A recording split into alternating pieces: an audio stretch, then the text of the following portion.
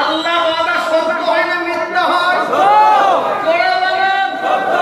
আমার আল্লাহ ওয়াদা করেছেন যে বান্দা আমি আল্লাহ আমার হয়ে যাবে, আমি আল্লাহ তার হয়ে যাব।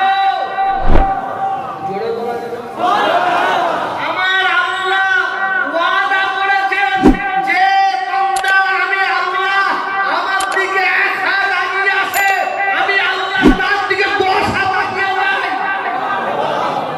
আমার আল্লাহ ওয়াদা করেছে যে বান্দা আমি আল্লাহকে একবার আল্লাহ বলে ডাকে, আমি 10 বার বান্দা বান্দা বান্দা বলে জবাব দিয়ে থাকি।